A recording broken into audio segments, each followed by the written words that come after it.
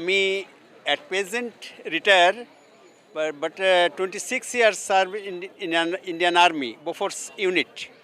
Or latest events was during my service, Kargil operation. Due to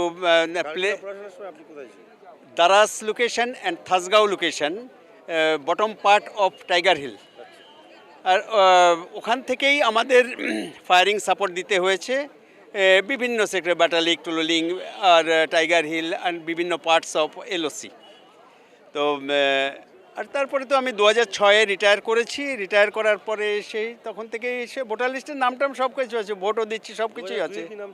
2002-এ না 2002-এ তো আমি এসে সম্ভবত লেতে ছিলাম, লে। ওখানে ছিল না? না, ওখানে কি করে থাকবে, ডিফেন্স পার্সনদের পোস্টাল ভোটার থাকে, বাট হয়তো আমি এমনই পোস্টে আছি সেখানে পৌঁছালোই না, বা ভোটারের আগে বা পরে পেলাম তো পেলাম, না পেলাম ইনভ্যালিড হয়ে যায় সমস্ত। না, 2002-এর ভোটার তালিকায় কি আপনার নাম ছিল? সে আমি জানি না, কি করে জানবো, আমি তো তখন বাইরে। 1980 জানুয়ারি থেকে 2006 পর্যন্ত আমি বাইরেই।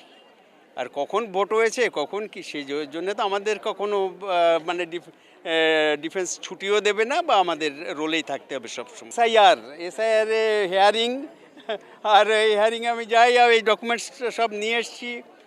আর আমার ফ্যামিলির সবাই এসছে, যাদের মধ্যে আমার মিসেসের নাম আসতে হয়নি, আমার 2 কন্যা, তো ভাই, এরা সব এসছে, যাদের নাম আর কি এই আজকে শুনানির জন্যে ডেকেছেন, তাদেরকে নিয়ে আমি এসেছি, সবাইকে নিয়ে।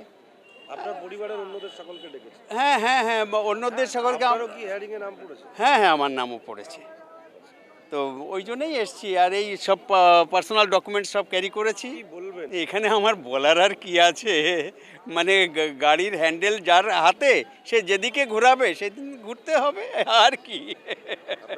মানে এ ছোটোবেলা থেকেই আমার সাথে এবং পরিচয়, একসাথে আমরা খেলাধুলা করেছি এবং বড় হয়েছি। এ মিলিটারিতে জয়েন করে, এদের টোটাল ফ্যামিলি স্ট্রাগল করে বড় হচ্ছে। তা আমার কাছে হঠাৎ খবর এলো টোটাল ফ্যামিলির কারোরই 2002 সালে ভোটার লিস্টে নাম ছিল না।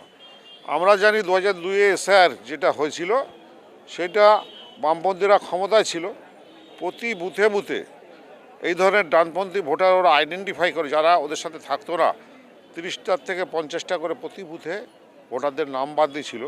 এখনকার মতন প্রচার মাধ্যম ছিল না, এখনকার মতন সবার যে ভোটার লিস্ট দেখার কোথায় গিয়ে দেখবে সেটা পেত না, যার জন্য তারা বুঝতে পারেনি।